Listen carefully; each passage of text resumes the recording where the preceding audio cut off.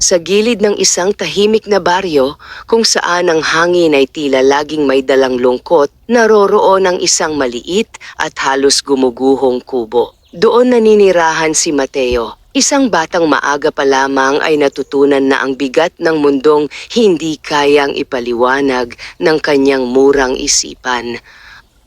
Wala na siyang mga magulang. Ang kanyang ina ay pumanaw sa isang malubhang karamdaman habang ang kanyang ama naman ay hindi na nakabalik mula sa isang paglalakbay upang maghanap ng ikabubuhay. Mula noon, ang katahimikan ang naging tanging kasama ni Mateo, isang katahimikang mas masakit pa kaysa gutom.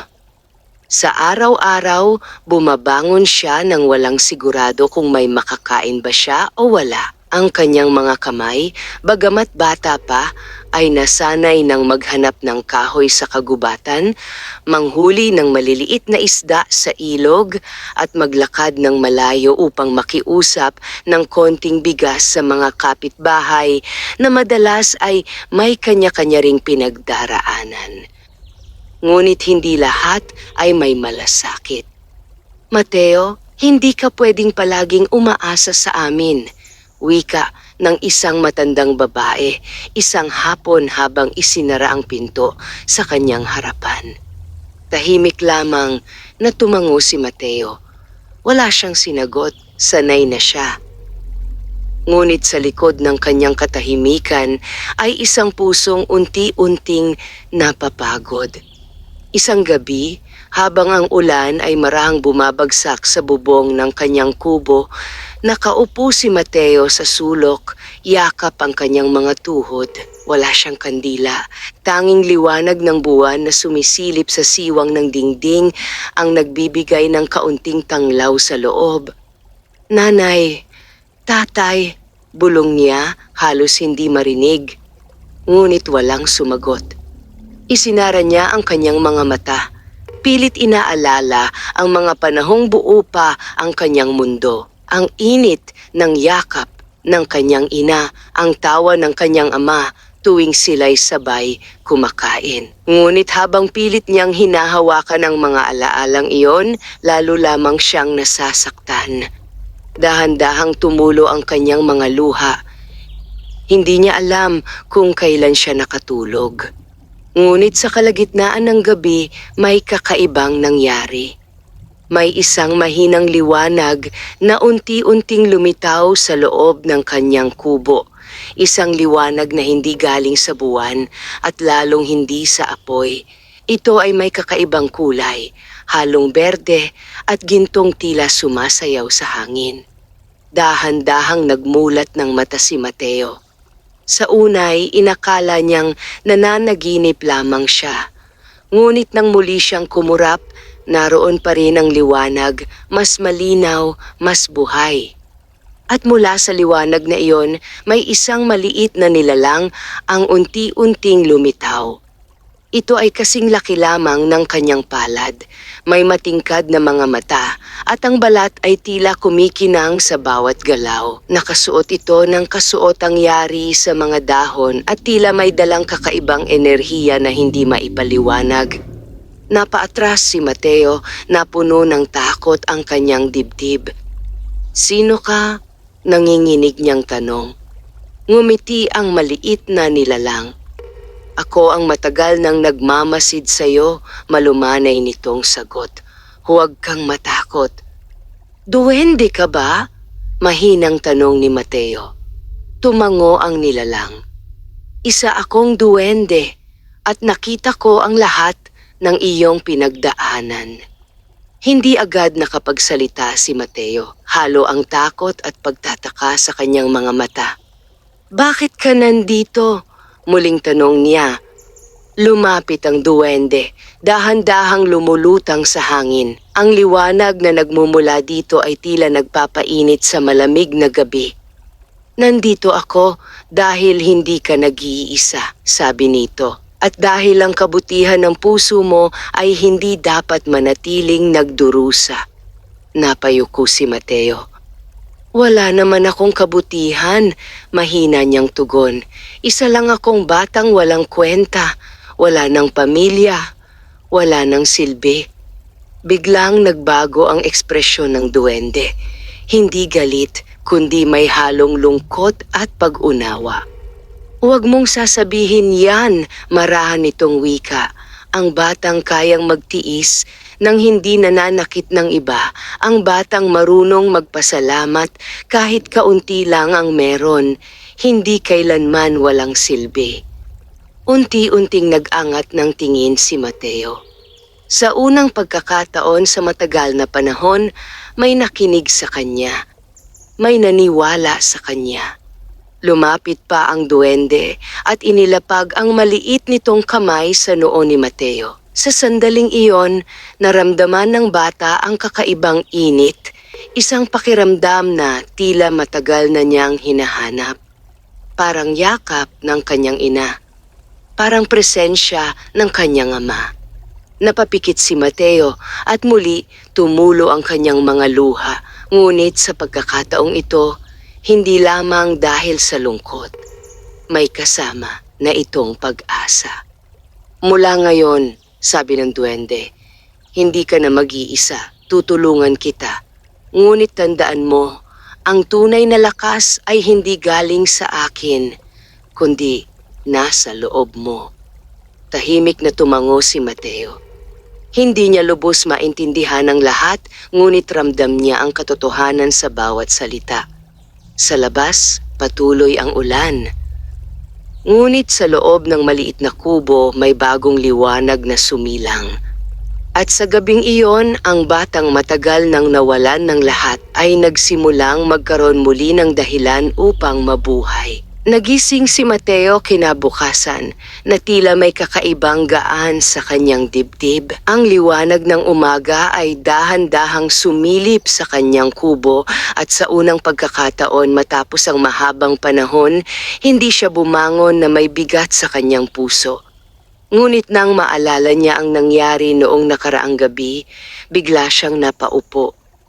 Panaginip lang ba yon? Bulong niya sa sarili. Mabilis niyang nilibot ng tingin ang maliit niyang tirahan. Wala siyang nakita, walang kakaibang liwanag, walang maliit na nilalang.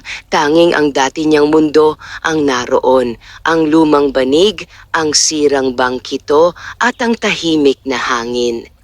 Napabuntong hininga siya. Siguro nga, panaginip lang.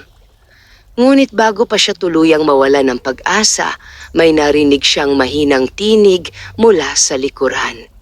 Hindi panaginip ang mga bagay na tunay mong naramdaman. Biglang napalingon si Mateo. At doon, sa ibabaw ng lumang kahoy na mesa, nakaupo ang maliit na duwende, nakangiti, tila ba matagal na siyang naghihintay. Nanlaki ang mga mata ni Mateo. Totoo ka? Halos pabulong niyang sabi. Totoo, sagot ng duwende, bahagyang tumayo at yumuko na parang nagpakilala. At hindi ako mawawala, basta. Unti-unting lumapit si Mateo, puno ng pagtataka, ngunit hindi na gaanong natatakot tulad ng dati. Bakit mo ako pinili? Tanong niya. Hindi agad sumagot ang duwende. Sa halip, tiningnan niya si Mateo nang may lalim, parang sinusuri hindi ang kanyang anyo, kundi ang kanyang pagkatao. Hindi kita pinili dahil sa wala kang pamilya, sagot nito. Pinili kita dahil kahit mag-isa ka, hindi ka naging masama. Napayuko si Mateo. Hindi niya alam kung ano ang isasagot. Maraming taong nawalan ng lahat, patuloy ng duwende, ngunit piniling magalit sa mundo. Ikaw, pinili mong magtiis. Tahimik na nakinig si Mateo. May kung anong gumagalaw sa kanyang dibdib, isang pakiramdam na hindi niya maipaliwanag. Pero, pagod na ako, amin niya'y. Minsan gusto ko na lang sumuko. Lumapit ang duwende at tumayo sa kanyang harapan. Normal lang yan, sabi nito. Ang hindi normal ay ang sumuko ka ng tuluyan. Saglit na natahimik ang paligid. Sa labas, naririnig ang mahinang huni ng mga ibon at ang pag-ihip ng hangin sa mga dahon. Ngunit sa loob ng kubo, tila huminto ang oras. "Ano ang gagawin mo para sa akin?" tanong ni Mateo, may halong pag-aalinlangan. Ngumiti ang duwende. "Tutulungan kitang makita ang mga bagay na hindi mo pa nakikita." "Paano?" Hindi agad sumagot ang duwende. Sa halip, tumalon ito mula sa mesa at lumutang sa hangin. Dahan-dahan nitong iwinagayway ang kanyang kamay at sa isang iglap may maliit na sisidla ng pagkain ang lumitaw sa harap ni Mateo. Isang mangkok ng mainit na lugaw na may kasamang kaunting isda. Napaatras si Mateo, gulat na gulat. Paano?" "Hindi lahat ng bagay ay kailangang ipaliwanag," sagot ng duwende. "Minsan, sapat nang tanggapin na may mga biyayang dumarating nang hindi inaasahan." Unti-unting lumapit si Mateo sa mangkok, mainit pa ito, tila bagong luto. Hindi na niya napigilan ang sarili. Kinuha niya ang mangkok at nagsimulang kumain.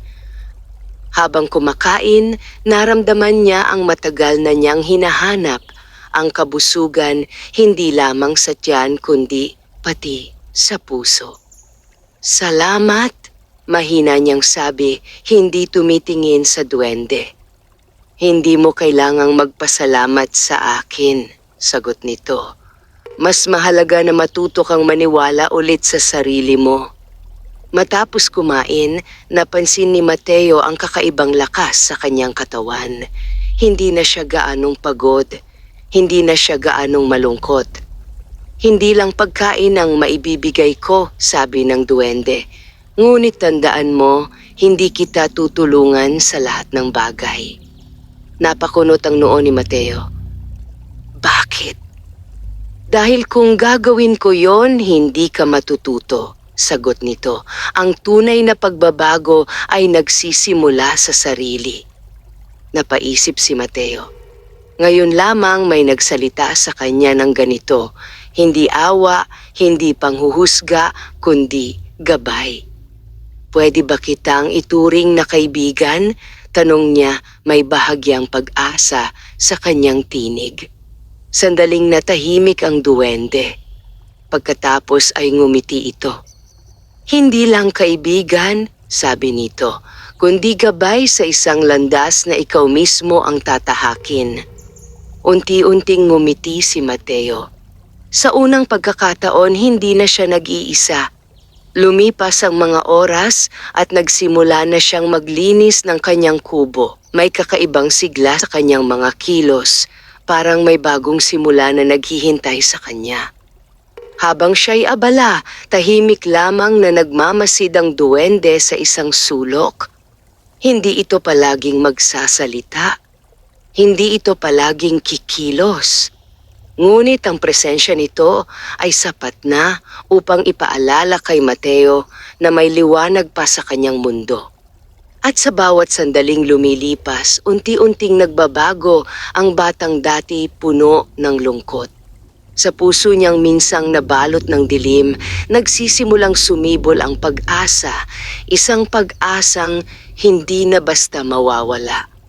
Ngunit hindi niya alam na ang bagong liwanag na iyon ay magdadala rin ng mga pagsubok na susukat sa kanyang katatagan. Lumipas ang ilang araw na tila mas magaan ang bawat paghinga ni Mateo. Ang kanyang kubo, bagamat nananatiling payak, ay nagkaroon ng kaunting buhay. Nilinis niya ang paligid, inayos ang mga gamit at sa tulong ng duwende natutunan niyang alagaan ang mga bagay na dati pinababayaan na lamang niya.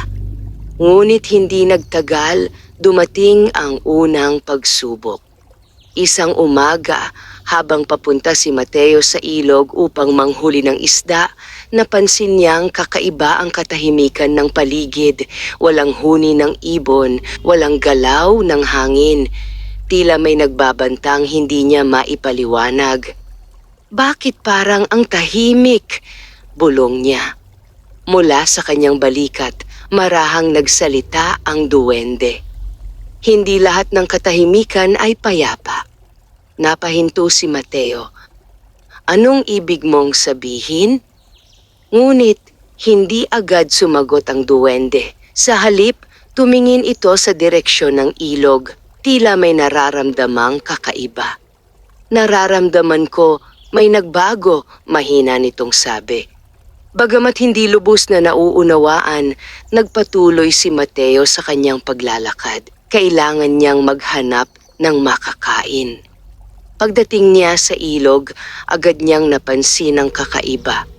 Ang tubig na dati malinaw at umaagos ng maayos ay naging mabagal at tila may bahid ng maitim na kulay. May ilang patay na isda na lumulutang sa ibabaw. Nanlumo si Mateo. Paano na to? Sabi niya. Dito lang ako kumukuha ng pagkain. Lumapit ang duwende sa gilid ng tubig, pinagmasdan ito ng mabuti. May dahilan kung bakit nangyayari ito, sabi nito. Hindi ito basta aksidente. Anong gagawin natin? Tanong ni Mateo, may halong kaba. Tumingin sa kanya ang duwende. Ito ang pagkakataon para matuto ka. Pero hindi ko alam kung paano. Ngumiti ng bahagya ang duwende. At hindi mo kailangang malaman agad, magsimula ka sa pag-unawa. Tahimik na tumingin si Mateo sa ilog. Sa kabila ng kanyang takot, pinilit niyang mag-isip. Ano bang pwedeng dahilan? Bulong niya. Naalala niya ang ilang araw na ang nakalipas. May mga taong dumaan malapit sa ilog, may dalang mabibigat na sako. Hindi niya pinansin noon, ngunit ngayon, tila mahalaga iyon. May nakita akong mga tao dito dati, sabi niya. May dala silang mga sako, parang may itinapon sila sa tubig. Tumango ang duwende. Magaling, natututo kang magmasid. Pero kung totoo yon, ibig sabihin may sumisira sa ilog. At kung may sumisira, dagdag ng duwende, may dapat gumawa ng paraan para ito'y maitama. Napatingin si Mateo sa kanyang mga kamay. Pero bata lang ako, wala akong magagawa. Hindi ka ganon kaliit tulad ng iniisip mo, sagot ng duwende. Ang pagbabago ay hindi nasusukat sa laki, kundi sa lakas ng loob. Tahimik si Mateo. Unti-unti niyang naramdaman ang bigat ng sitwasyon. Hindi lamang ito tungkol sa kanyang gutom. Kung magpapatuloy ang nangyayari, pati ang ibang tao sa paligid ay maaapektuhan. Ano ang dapat kong gawin? Tanong niya. Simulan mo sa maliit, sabi ng duwende. Hanapin mo ang pinagmulan. Napahinga ng malalim si Mateo. Sa kabila ng kaba, may kung anong lakas na nagtulak sa kanya na kumilos. Subukan ko, sabi niya. Mula sa ilog, sinundan niya ang agos paakyat sa direksyon kung saan niya nakita ang mga taong iyon. Habang siya'y naglalakad, mas lalo niyang napapansin ang pagbabago sa paligid. Ang mga halaman ay tila nanlalanta at ang hangin ay may bahid ng kakaibang amoy. Hanggang sa makarating siya sa isang bahagi ng kagubatan na bihira niyang puntahan. Doon, nakita niya ang kanyang kinatatakutan. May ilang malalaking sisidlan na nakatambak malapit sa tubig. Ang ilan ay nakabukas at mula rito'y umaagos ang maitim na likido papunta sa ilog. Napaatras si Mateo. Ito yon, bulong niya.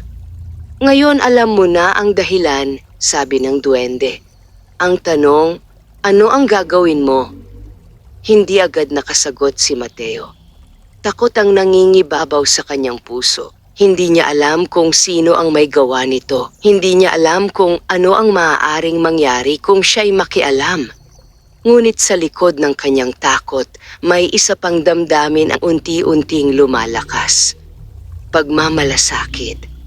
Kung pababayaan ko to, mas lalala lang, sabi niya sa sarili. Dahan-dahan siyang lumapit sa mga sisidlan. Sinubukan niyang isara ang ilan sa mga ito kahit nahihirapan siya sa bigat.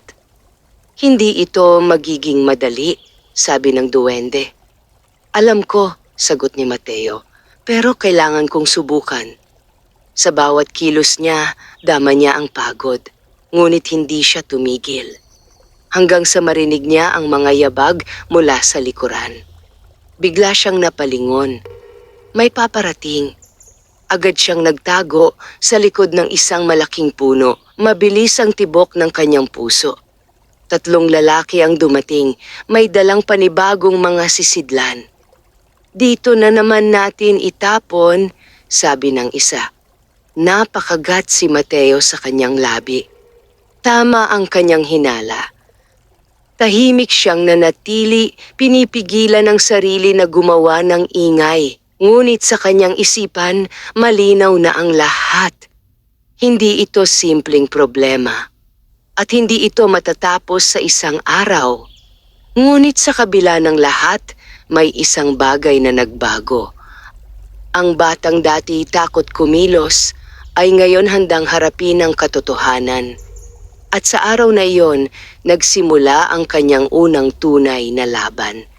Hindi para sa sarili lamang, kundi para sa iba. Nanatiling tahimik si Mateo sa likod ng malaking puno, pinipigilan ng kanyang paghinga habang pinagmamasdan ang 3 lalaking walang habas na nagtatapon ng maitim na likido sa ilog.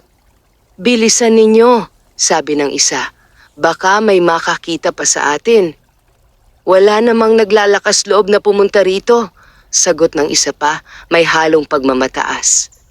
Unti-unting kumuyom ang kamao ni Mateo. Sa unang pagkakataon, hindi lang takot ang kanyang nararamdaman, kundi galit. Galit sa mga taong walang pakialam sa kapaligiran, galit sa kawalang katarungan na kanyang nasasaksihan. Ngunit kasabay ng galit ay ang kaba. Mateo, marang bulong ng duwende mula sa kanyang balikat, huwag mong hayaang ang galit ang manguna sa'yo. Napapikit si Mateo sandali. Pero mali na ang ginagawa nila, mahina niyang tugon. Dapat may gumawa ng paraan. May paraan, sagot ng duwende. Ngunit hindi lahat ng laban ay nilulutas sa pagmamadali. Dahan-dahang sumilip si Mateo mula sa kanyang pinagtataguan. Nakita niyang patuloy ang mga lalaki sa kanilang ginagawa, tila walang pakialam sa epekto nito. Ano ang dapat kong gawin? Tanong niya ni. Tandaan mo, sabi ng duwende, ang tunay na tapang ay hindi lang ang harapin ang takot, kundi ang piliing gawin ang tama kahit walang nakatingin. Napaisip si Mateo. Hindi niya kayang harapin ang 3 lalaki ng mag-isa. Wala siyang lakas, wala siyang kakayahan upang pigilan sila sa sandaling iyon. Ngunit hindi ibig sabihin noon ay wala na siyang magagawa. Kailangan kong ipaalam ito sa iba, bulong niya sa sarili. Ngumiti ang duwende. Ngayon ka nagsisimulang mag-isip bilang isang taong may pananagutan. Tahimik na umatras si Mateo, dahan-dahang lumalayo sa lugar upang hindi mapansin. Bawat hakbang ay maingat, bawat galaw ay puno ng pag-iingat. Hanggang sa tuluyan na siyang makalayo. Pagdating niya sa gilid ng ilog, napahinto siya at muling tumingin sa tubig. Ang tubig na dati nagbibigay sa kanya ng buhay, ngayon ay unti-unting namamatay. Hindi pwedeng pabayaan ito, sabi niya. Hindi mo nga dapat, sagot ng duwende. Pero, sino ang makikinig sa akin? Tanong ni Mateo, may halong pangamba. Totoo, hindi lahat ay maniniwala agad, sabi ng duwende. Ngunit ang katotohanan ay may sariling paraan upang lumitaw. Napabuntong hininga si Mateo. Subukan ko pa rin. Mabilis siyang naglakad pabalik sa baryo. Habang siya'y naglalakad, iniisip niya kung paano niya ipapaliwanag ang kanyang nakita. Pagdating niya sa mga bahay, lumapit siya sa ilang matatanda. May problema po sa ilog, sabi niya. May mga taong nagtatapon ng kung ano, kaya po namamatay ang mga isda. Ngunit tulad ng kanyang kinatatakutan, hindi agad siya pinaniwalaan. Baka kung ano-ano lang ang iniisip mo, bata, sabi ng isang lalaki. Hindi yan totoo, dagdag pa ng isa. Matagal na naming ginagamit ang ilog, wala namang nangyayari. Unti-unting bumigat ang dibdib ni Mateo. Pero nakita ko po, uwi ka na lang, putol ng matanda. Huwag ka nang makialam sa mga bagay na hindi mo naiintindihan. Tahimik na napayuko si Mateo. Isa-isa, isinara ng mga tao ang kanilang mga pinto. At muli, naiwan siyang mag-isa. Sa gitna ng daan, nakatayo si Mateo, hawak ang natitirang pag-asa na tila unti-unting nawawala. Sinubukan ko naman, mahina niyang sabi. Lumapit ang duwende sa kanyang harapan. At hindi doon nagtatapos ang lahat. Pero walang naniwala sa akin, sagot ni Mateo. Hindi lahat ng tamang ginagawa ay agad na tinatanggap, sabi ng duwende. Minsan, kailangan mong patunayan. Napatingin si Mateo. Paano? Sa gawa, sagot nito. Tahimik na nag-isip si Mateo. Unti-unti, may isang ideya ang nabuo sa kanyang isipan. Kung makikita nila mismo, bulong niya. Ngumiti ang duwende. Ngayon mo naiintindihan. Muling tumibay ang kanyang loob. Sa kabila ng pagtanggi ng iba, hindi siya titigil. Dahil sa kauna-unahang pagkakataon, may layunin na siyang pinanghahawakan. Hindi na lamang para sa sarili, kundi para sa tama. At sa puso ng batang minsang nawalan ng pag-asa, sumibol ang isang bagong lakas. Ang lakas ng paninindigan. Magdamag, halos hindi nakatulog si Mateo. Paulit-ulit na umiikot sa kanyang isipan ng mga salitang binitiwan ng mga taong kanyang nilapitan, ang pagdududa, ang pagtanggi, at ang malamig na pagsasara ng mga pinto sa kanyang harapan. Ngunit higit sa lahat, hindi niya makalimutan ang larawan ng ilog, ang maitim na tubig, ang mga patay na isda, at ang tahimik na pagdurusa ng kalikasan. Sa kanyang dibdib, may dalawang puwersang naglalaban, ang pagnanais na sumuko at ang matinding paninindigan na ipaglaban ang tama. Sa huli, pinili niya ang pangalawa. Hindi pwedeng hanggang dito na lang, mahina niyang sabi habang nakaupo sa labas ng kanyang kubo, pinagmamasdan ng unti-unting pagsikat ng araw. Mula sa tabi niya marahang lumitaw ang duwende. At hindi nga dito nagtatapos ang lahat, tugon nito. Tumingin si Mateo sa maliit na nilalang. Kung hindi sila maniniwala sa salita ko, kailangan kong ipakita sa kanila, sabi niya. Tumango ang duwende. Ngunit tandaan mo, ang pagpapakita ng katotohanan ay may kaakibat na panganib. Sandaling natahimik si Mateo. Handa ako, sagot niya, bagamat may bahagyang pag-aalinlangan sa kanyang tinig. Hindi iyon nakaligtas sa duwende. Ang tapang ay hindi kawalan ng takot, sabi nito, kundi ang pagpili na kumilos kahit may takot. Napangiti ng bahagya si Mateo. Kung ganon, natatakot pa rin ako, pero gagawin ko pa rin. Sa araw na iyon, maaga siyang nagtungo muli sa ilog, ngunit hindi na tulad ng dati. May malinaw na siyang layunin. Sa tulong ng duwende, naghanda siya ng ilang paraan upang makuha ang katotohanan. Dito ka magtago, sabi ng duwende habang itinuturo ang isang makapal na bahagi ng damuhan malapit sa lugar kung saan nakita ni Mateo ang mga sisidlan. At maghintay ka. Hanggang kailan? Hanggang sa dumating ang sagot. Tahimik na sumunod si Mateo. Nagtago siya sa likod ng matataas na damo, pinipigilan ang bawat galaw. Mabilis ang tibok ng kanyang puso. Hindi niya alam kung gaano katagal siya maghihintay o kung may darating ba talaga. Lumipas ang mga oras. Unti-unting uminit ang araw at ang hangin ay naging mabigat. Ngunit hindi siya gumalaw. Hanggang sa marinig niya ang mga yabag. Agad siyang napapikit sandali sa kadahan-dahang sumilip.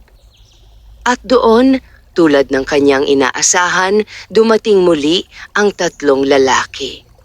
May dala na naman silang mga sisidlan. "Dito na ulit," sabi ng isa. Siguradong walang makakaalam, dagdag ng isa pa. Mariing napakapit si Mateo sa lupa. Ito na ang kanyang hinihintay. Tahimik niyang inilabas ang maliit na sisidlan na ibinigay ng duwende, isang kakaibang bagay na tila salamin ngunit may kakaibang liwanag sa loob. "Ano to?" tanong niya kanina. "Isang paraan para maipakita ang katotohanan," sagot ng duwende. Ngayon hawak niya iyon. Habang ang mga lalaki ay abala sa pagtatapon ng maitim na likido, dahan-dahan niyang itinaas ang sisidlan. Sa sandaling iyon, kumislap ang liwanag mula rito, tahimik ngunit malinaw. Ang bawat kilos ng mga lalaki ay tila naitala sa loob ng mahiwagang bagay. Hindi nila ito napansin. Nang matapos ang mga lalaki, mabilis silang umalis. Tila ba walang anumang konsensya sa kanilang ginawa. Tahimik na nanatili si Mateo hanggang sa makasigurado siyang wala na sila. Pagkatapos, dahan-dahan siyang tumayo. "Ginawa ko," bulong niya, may halong ginhawa at kaba. Lumitaw ang duwende sa kanyang tabi. "At ngayon, hawak mo na ang katotohanan." Tumingin si Mateo sa sisidlan. Sa loob nito, malinaw ang nangyaring pagtatapon, hindi na ito maitatanggi. "Makikinig na kaya sila?" tanong niya. "Ngayon wala na silang dahilan para hindi maniwala," sagot ng duwende. Ngunit bago pa man siya makaalis, biglang may narinig siyang boses mula sa likuran. "Hoy, ano yang hawak mo?" Nanigas si Mateo. Dahan-dahan siyang napalingon. Isa sa mga lalaki ang bumalik. At ngayon, nakatingin ito sa kanya, may halong hinala at galit. "Matagal ka na bang nandito?" tanong ng lalaki, papalapit. Napalunok si Mateo. Hindi siya agad nakasagot. "Sumagot ka!" sigaw ng lalaki. Sa sandaling iyon, naramdaman ni Mateo ang takot na halos magpatigil sa kanya. Ngunit kasabay nito, naalala niya ang kanyang layunin, ang dahilan kung bakit siya naroon. Dahan-dahan niyang hinigpitan ang hawak sa sisidlan. "Opo," sagot niya, mahina ngunit malinaw. Biglang nagbago ang muka ng lalaki. "Ano ang nakita mo?" tanong nito, may bahid ng pagbabanta. Tahimik na tumingin si Mateo sa kanya. "Ang katotohanan," sagot niya. Saglit na natahimik ang paligid. Pagkatapos, biglang tumawa ang lalaki, isang malamig at mapanlait na tawa. "Akala mo ba may maniniwala sa'yo?" sabi nito. "Isa ka lang batang walang kwenta." Ngunit sa pagkakataong ito, hindi na napayuko si Mateo. Hindi na siya umatras. "Hindi na ako nag-iisa," sabi niya. At sa kanyang tabi, kahit hindi nakikita ng iba, naroon ang duwende, tahimik ngunit matatag. Sa sandaling iyon, ang batang dati puno ng takot ay tumayo para sa katotohanan. Anuman ang kahinatnan, nakatitig ang lalaki kay Mateo, matalim, mapanuri at puno ng pagbabanta. Ang hangin sa paligid ay tila bumigat at bawat segundo ay parang humahaba. "Hindi ka nag-iisa?" ulit ng lalaki, may bahid ng pangungutya. "Sino? Ikaw lang naman ang nakikita ko." Tahimik na napalunok si Mateo. Alam niyang hindi niya maaaring ipakita ang duwende. Hindi iyon para sa lahat. Ngunit hindi rin siya maaaring umatras. Hawak ko ang nakita ko. Sagot niya, bahagyang itinaas ang mahiwagang sisidlan at hindi na yon maitatago. Saglit na kumunot ang noo ng lalaki. May kung anong pag-aalinlangan na sumilay sa kanyang mukha, ngunit agad din itong napalitan ng galit. Bigay mo yan, utos niya, sabay abot ng kamay. Napaatras si Mateo. Hindi, mariin niyang sagot. Sa unang pagkakataon ang kanyang boses ay hindi nanginginig. Biglang nagbago ang anyo ng lalaki. Bata ka pa, hindi mo naiintindihan ang pinapasok mo, malamig nitong sabi. May mga bagay na mas mabuting hindi na lang pinapakialaman. Ngunit nanatiling matatag si Mateo. Kung mali, mali, tugon niya. At kung walang kikilos, walang magbabago. Sandaling natahimik ang lalaki. Pagkatapos ay dahan-dahan itong ngumisi. Matapang ka, sabi nito. Pero ang tapang mo, baka ikapahamak mo. Bigla itong sumugod. Napasinghap si Mateo at agad na tumakbo palayo, mahigpit na hawak ang sisidlan. Mabilis ang kanyang mga hakbang, ngunit mas mabilis ang kaba sa kanyang dibdib. Mateo, huwag kang tumingin sa likod, sabi ng duwende. Diretso lang. Sumunod siya. Sa bawat pagtakbo, naririnig niya ang mabibigat na yabag ng lalaking humahabol sa kanya. Ang mga sanga ay tumatama sa kanyang mga braso, ang lupa ay madulas, ngunit hindi siya tumigil. Hindi na siya pwedeng tumigil. Malapit ka na, sigaw ng duwende. Unti-unting lumitaw ang liwanag ng baryo sa unahan. Nakita niya ang mga bahay, ang mga tao, ang tanging lugar kung saan siya maaaring maging ligtas. Mga tulong, sigaw ni Mateo habang papalapit. Napalingon ang ilang tao. Ano yan? Tanong ng isa. Ngunit bago pa man siya makalapit, naramdaman ni Mateo ang kamay na halos makasunggab sa kanyang likuran. Sa takot, nadapa siya. Gumulong ang sisidlan mula sa kanyang kamay. Hindi! Sigaw niya. Mabilis na lumapit ang lalaki upang kunin ito. Ngunit sa sandaling iyon, kumislap ang sisidlan. Isang maliwanag na liwanag ang sumabog mula rito.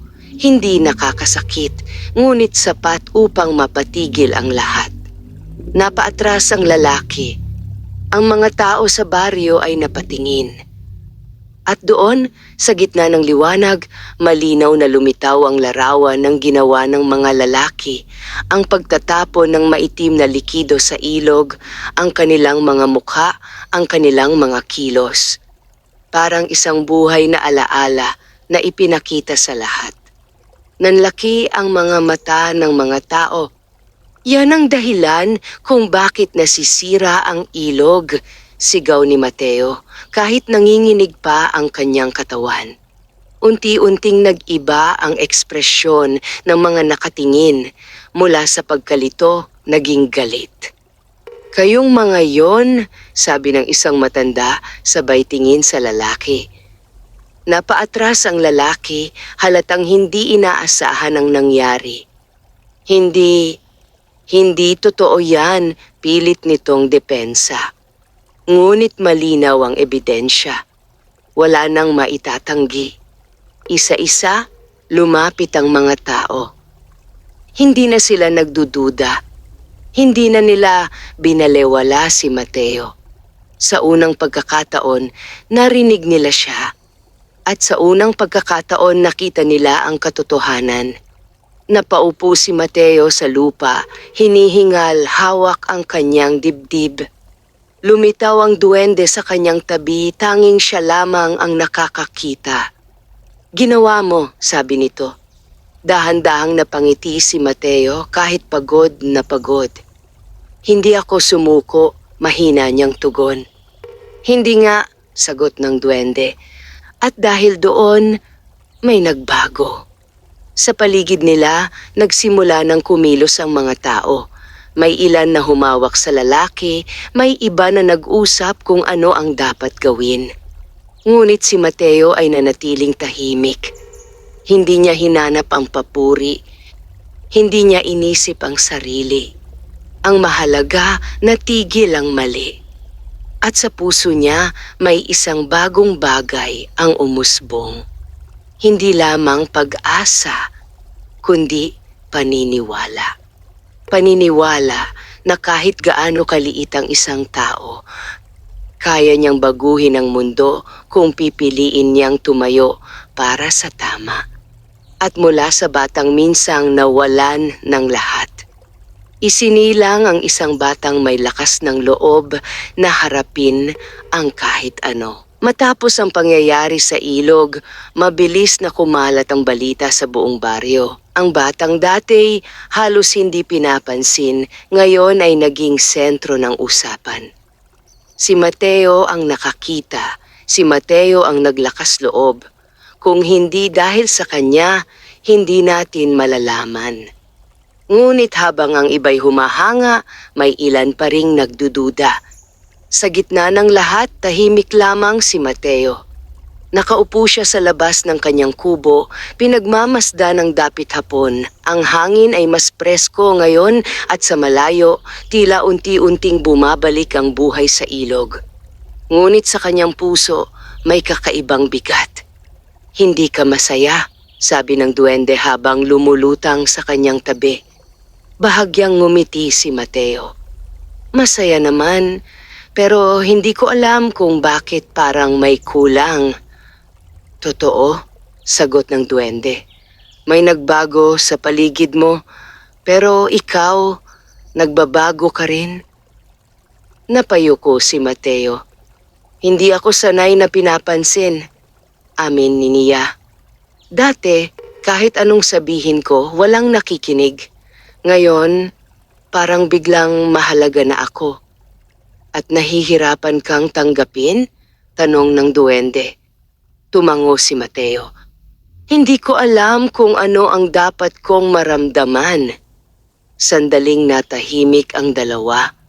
Sa malayo, naririnig ang mga batang naglalaro, ang mga matatandang nag-uusap, mga tunog ng isang baryong muling nagigising. Minsan, marahang sabi ng duwende, ang pagkilala ay mas mabigat pa kaysa sa pag-iisa. Napatingin si Mateo. Bakit? Dahil may kasama na itong inaasahan, sagot nito, at ang inaasahan ng iba ay maaaring magbago sa kung sino ka. Tahimik na nag-isip si Mateo. Hindi niya gustong magbago para lamang sa tingin ng iba. Ngunit hindi rin niya kayang balewalain ang katotohanang may mga taong umaasa na sa kanya. Gusto ko lang naman tumulong, sabi niya. Hindi ko gustong maging iba. Ngumiti ang duwende. At hindi mo kailangang maging iba. Ang mahalaga, manatili kang totoo sa sarili mo. Ngunit bago pa makasagot si Mateo, may kumatok sa kanyang kubo. Agad siyang tumayo. Pagbukas niya ng pinto, nakita niya ang ilang tao mula sa baryo, mga matatanda, pati ilang kabataan. Mateo, sabi ng isang lalaki, kailangan ka namin. Napakunot ang noo ng bata. Ako po, tumango ang lalaki. May problema sa kabilang bahagi ng bukirin, may sakit ang mga pananim at wala kaming makitang dahilan. Nagkatinginan ng mga tao. Ikaw ang unang nakakita ng problema sa ilog, dagdag ng isa. Baka matulungan mo rin kami. Napatigil si Mateo. Sa loob-loob niya, may kaba na muling sumibol. Hindi niya alam kung kaya niya. Hindi niya alam kung sapat na ang kanyang nalalaman. Ngunit nakita niya ang mga mata ng mga taong nakatingin sa kanya, hindi na puno ng pagdududa, kundi ng pag-asa. Napahinga siya ng malalim. Susubukan ko po, sagot niya. Unti-unting ngumiti ang mga tao. Salamat, Mateo. Habang papalayo ang grupo, napatingin si Mateo sa duwende. "Handa na ba ako?" tanong niya. Hindi agad sumagot ang duwende.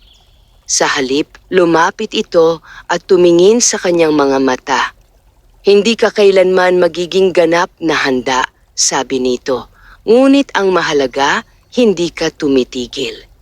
Tahimik na tumango si Mateo. At sa sandaling iyon, naramdaman niya ang isang bagong responsibilidad. Isang responsibilidad na hindi niya hiniling, ngunit handa niyang harapin. Habang siya'y naglalakad kasama ang mga tao patungo sa bukirin, dama niya ang bigat ng kanilang tiwala. Ngunit sa ilalim ng bigat na yon, may isang bagay na nananatiling matatag. Ang batang minsang hindi pinakinggan, ay ngayon tinatawag upang maging gabay.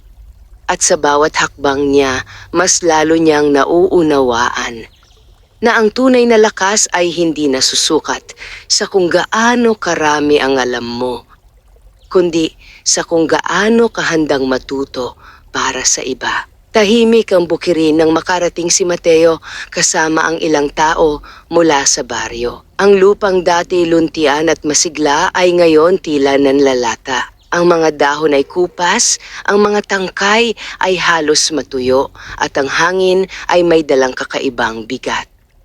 Huminto si Mateo sa gitna ng taniman. Hindi niya agad alam kung saan magsisimula. "Ito na yon," sabi ng isang magsasaka. "Ilang araw pa lang, bigla na lang nagkaganito. Sinubukan na namin ang lahat ng alam namin," dagdag ng isa, "pero wala pa ring pagbabago." Napatingin si Mateo sa paligid. Sa unang pagkakataon, naramdaman niya ang tunay na bigat ng responsibilidad. Hindi na ito tulad ng sa ilog na may malinaw siyang nakita. Dito, walang halatang sagot. "Mateo," marang sabi ng duwende sa kanyang tabi, "ano ang una mong gagawin?" Napahinga siya ng malalim. "Magmamasid," sagot niya. Ngumiti ang duwende. "Maganda." Dahan-dahang naglakad si Mateo sa pagitan ng mga tanim. Hinawakan niya ang ilang dahon, malamlam, tila walang buhay. Yumuko siya at hinipo ang lupa. Napakunot ang kanyang noo. Parang kakaiba ang lupa, bulong niya. Lumapit ang isang magsasaka. "Anong ibig mong sabihin?" "Hindi po siya tulad ng dati," sagot ni Mateo. Parang may halong hindi dapat narito. Nagkatinginan ang mga tao. "May kinalaman kaya ito sa nangyari sa ilog?" tanong ng isa. Hindi agad sumagot si Mateo. Ngunit sa kanyang isipan, nagsisimulang magdugtong-dugtong ang mga pangyayari. Kung may nagtapon sa ilog, sabi niya, posibleng kumalat din ang epekto nito sa lupa. Tahimik ang lahat. Hindi nila yon naisip. Lumapit ang duwende, tinitigan ng lupa. "Tama ang iniisip mo," sabi nito. "Ngunit hindi sapat ang pag-alam. Ano ang susunod mong gagawin?" Napatingin si Mateo sa kanyang mga kamay. Hindi siya eksperto. Hindi siya magsasaka. Isa lamang siyang batang natutong magtiis. Ngunit sa harap niya ngayon, may mga taong umaasa. "Hindi ko kayang ayusin ito mag-isa," sabi niya ng marahan. "Pero pwede po tayong magsimula sa maliit." "Ano yon?" tanong ng isang matanda. "Linisin po natin ang lupa," sagot ni Mateo. "Tanggalin ang mga bahagi na apektado. Subukan nating maghanap ng malinis na lupa na pwedeng ipalit." "Matagal yan?" sabi ng isa. "Oo po," tugon ni Mateo. "Pero kung wala tayong gagawin, mas lalo lang lalala." Tahimik na nag-isip ang mga tao. Unti-unti may tumango. "Subukan natin," sabi ng isang magsasaka. Sumunod ang iba. At sa sandaling iyon, nagsimula silang kumilos. Kasama nila si Mateo. Habang sila'y naglilinis, Naramdaman ni Mateo ang pagod, hindi lamang sa katawan, kundi pati sa isip. Bawat hakbang ay may kasamang pag-aalinlangan. Tama ba ang ginagawa ko? Bulong niya. Mula sa kanyang tabi, sumagot ang duwende. Hindi mo kailangang maging perpekto. Ang mahalaga, kumilos ka. Lumipas ang mga oras. Unti-unting nabawasan ang mga tuyong bahagi ng lupa, napalitan ng ilan na linis ang iba. Hindi pa perpekto, ngunit may pagbabago. Mateo, tawag ng isang magsasaka. Lumapit siya. Tingnan mo, sa isang bahagi ng bukirin, may maliit na bahagi ng lupa na tila mas buhay kaysa sa iba. May mga bagong sibol, mahina ngunit malinaw na may pag-asa. Nanlaki ang mga mata ni Mateo. Gumana, bulong niya. Hindi ito himala. Hindi ito mabilis. Ngunit ito ay simula. Unti-unting napangiti ang mga tao. May pag-asa pa, sabi ng isa. At nagsimula ito dahil sa'yo, dagdag pa. Napailing si Mateo. Hindi po dahil sa akin, sabi niya. Dahil po sa ating lahat. Mula sa kanyang tabi, tahimik na ngumiti ang duwende. At natutunan mo na, bulong nito. Ang alin? Na ang tunay na lakas ay hindi lang nasa sarili, sagot nito, kundi sa kakayahang magtiwala at makipagtulungan. Tahimik na tumingin si Mateo sa paligid. Ang mga taong minsang hindi naniwala sa kanya, ngayon ay kasama niya. Ang baryong minsang puno ng pagdududa, ngayon ay unti-unting nagkakaisa. At sa gitna ng lahat, naroon siya, hindi bilang bayani, kundi bilang bahagi ng pagbabago. Ngunit sa kabila ng mga unang tagumpay, hindi pa tapos ang kanilang laban. Dahil ang mga problemang kanilang kinaharap ay may pinagmulan na hindi pa tuluyang nawawala. At sa darating na mga araw, mas higit pang susubukin ang kanyang paninindigan. Sa mga sumunod na araw, unti-unting bumalik ang sigla ng bukirin. Ang mga bagong sibol ay naging mas matibay at ang mga magsasaka ay nagsimulang muling ngumiti. Hindi dahil sigurado na ang lahat, kundi dahil may pag-asa na sila pinanghahawakan. Si Mateo ay patuloy na tumutulong, tahimik na kumikilos sa bawat gawain. Hindi niya hinanap ang papuri, ngunit hindi rin niya maiwasang maramdaman ang mga matang sumusunod sa kanya, mga matang puno ng pagtitiwala. Ngunit habang ang ibabaw ay tila unti-unting nagiging maayos, may isang bagay na hindi mapalagay sa kanyang loob. Isang pakiramdam na tila may hindi pa tapos. Isang hapon, habang nag-iisa siyang naglalakad sa gilid ng kagubatan, napahinto siya. May mali pa rin, bulong niya. Mula sa kanyang tabi, lumitaw ang duwende. Nararamdaman mo rin, sabi nito. Napatingin si Mateo. Hindi pa tapos, no? Hindi pa, sagot ng duwende. Ang pinagmulan ng lahat ay hindi pa tuluyang nawawala.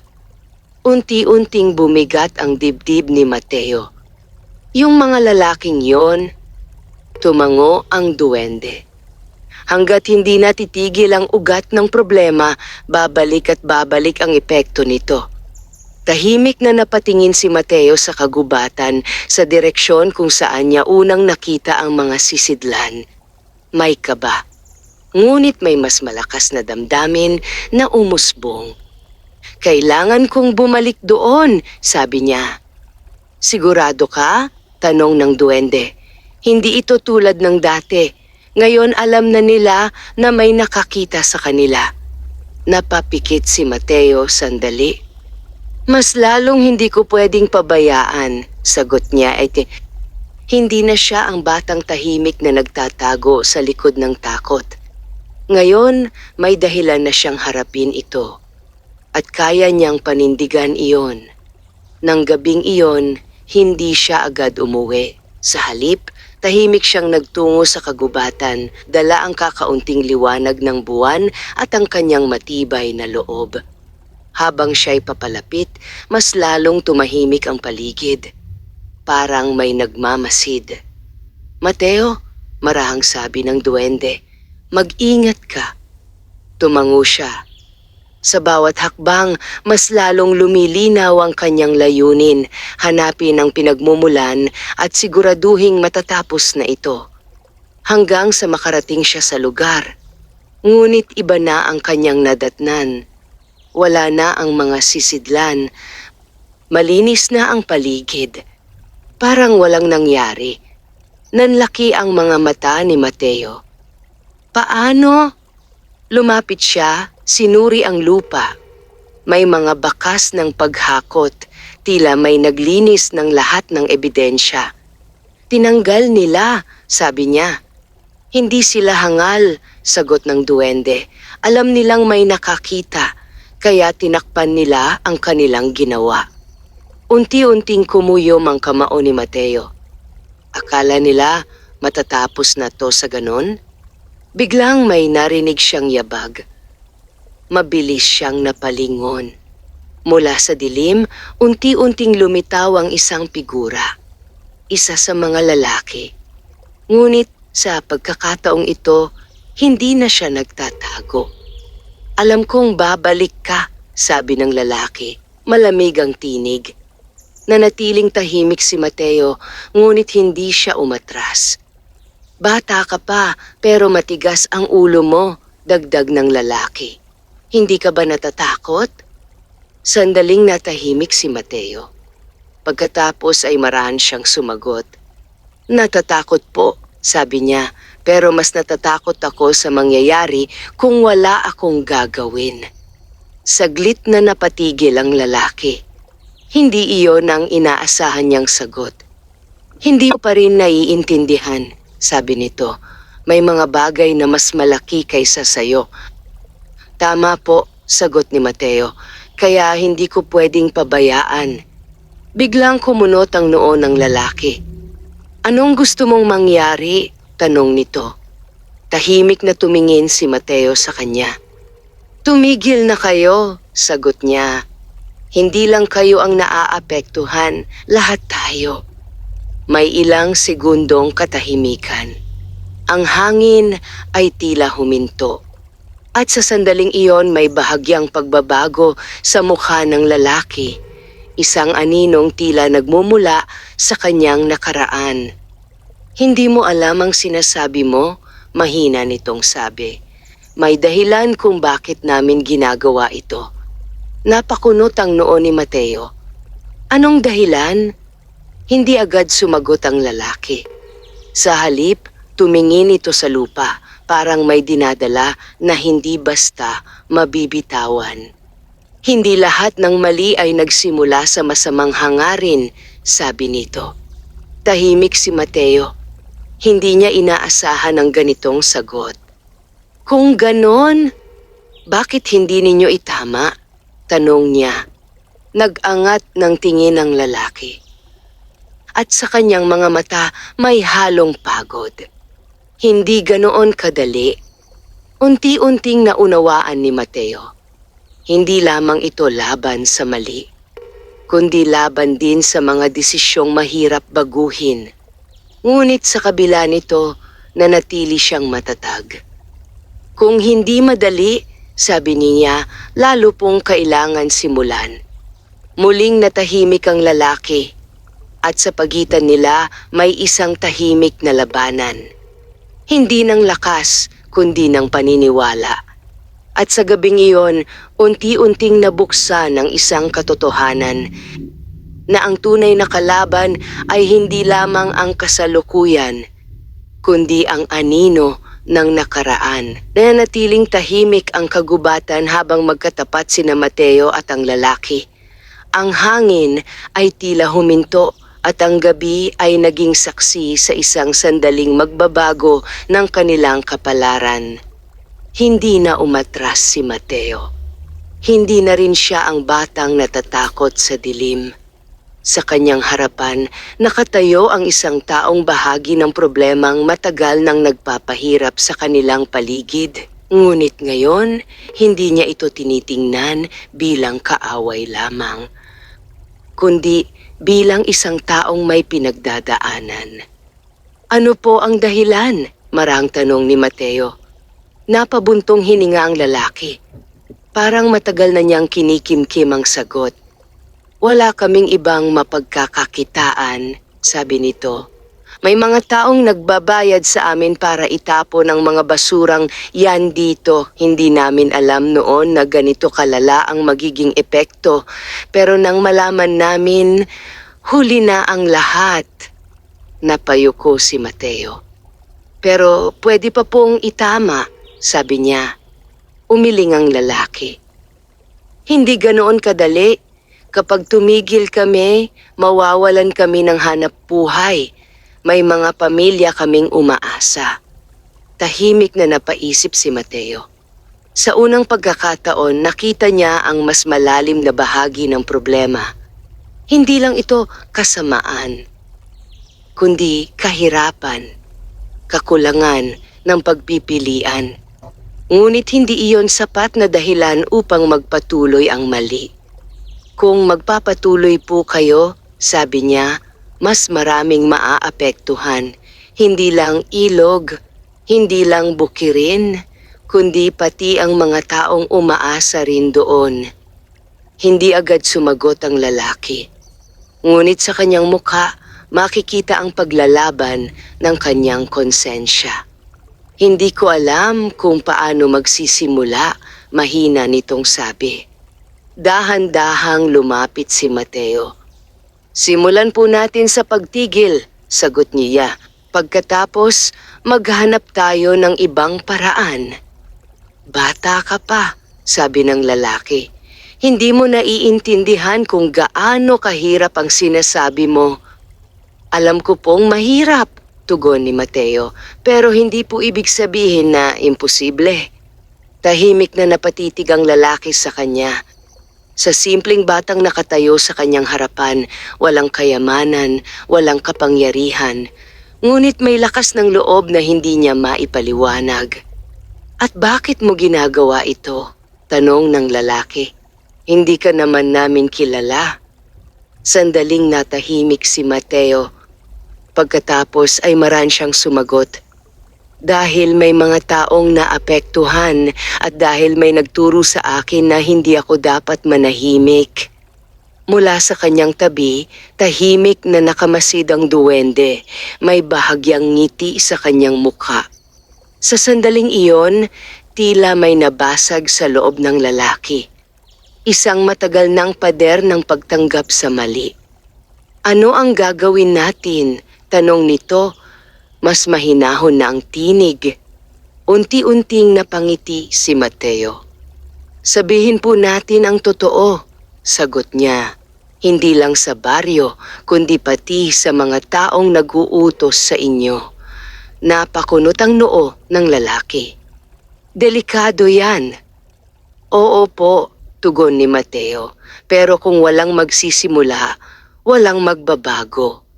Mahabang katahimikan ang namagitan sa kanila. Pagkatapos, dahan-dahang tumango ang lalaki. Subukan natin, sabi nito. At sa simpleng pagtango na iyon, nagsimula ang isang pagbabago na mas malaki pa kaysa sa inaasahan ni Mateo. Sa mga sumunod na araw, unti-unting lumabas ang katotohanan. Hindi lamang ang mga lalaking nagtatapon ang naharap, kundi pati ang mga taong nasa likod nito. Hindi naging madali. May mga tumutol, may mga nagalit, ngunit may mga naniwala. At sa huli, nanaig ang katotohanan. Ang ilog ay nagsimulang gumaling, ang bukirin ay muling nabuhay. At ang baryo na minsang puno ng pagdududa ay natutong magtulungan. Ngunit higit sa lahat, nagbago si Mateo. Hindi na lamang siya isang batang ulila. Hindi na lamang siya isang batang tinulungan. Siya ay naging simbolo ng pag-asa, hindi dahil sa kanyang lakas, kundi dahil sa kanyang puso. Isang gabi, habang nakaupo siya sa labas ng kanyang kubo, muling lumitaw ang duwende. "Tapos na ba ang tungkulin ko?" tanong nito. Napatingin si Mateo. "Hindi ko alam," sagot niya. "Pero alam ko, hindi ko na kayang bumalik sa dati." Ngumiti ang duwende. "At hindi mo na kailangan." "Mananatili ka ba?" tanong ni Mateo, may bahagyang lungkot sa kanyang tinig. Tahimik na tumingin ang duwende sa kalangitan. "Ang gabay ay hindi laging nananatili sa tabi," sabi nito. "Minsan umaalis ito kapag handa ka ng maglakad mag-isa." Unti-unting bumigat ang dibdib ni Mateo. "Handa na ba ako?" tanong niya. Dahan-dahang lumapit ang duwende at inilapag ang kamay nito sa kanyang noo tulad ng unang gabi. At muli, naramdaman ni Mateo ang init. Ngunit sa pagkakataong ito, mas malinaw. Mas matatag. "Matagal ka nang handa," sagot ng duwende. Unti-unting naglaho ang liwanag. At kasabay nito ang maliit na nilalang na naging bahagi ng kanyang paglalakbay. "Salamat," bulong ni Mateo. Tahimik ang gabi. Ngunit sa kanyang puso, hindi na kailanman mawawala ang liwanag. Dahil ang tunay na mahika ay hindi lamang matatagpuan sa mga nilalang na hindi nakikita, kundi sa isang pusong marunong manindigan, magmahal at hindi sumuko. At mula sa isang batang ulila, isinilang ang isang kwento ng pag-asa na mananatili sa puso ng lahat.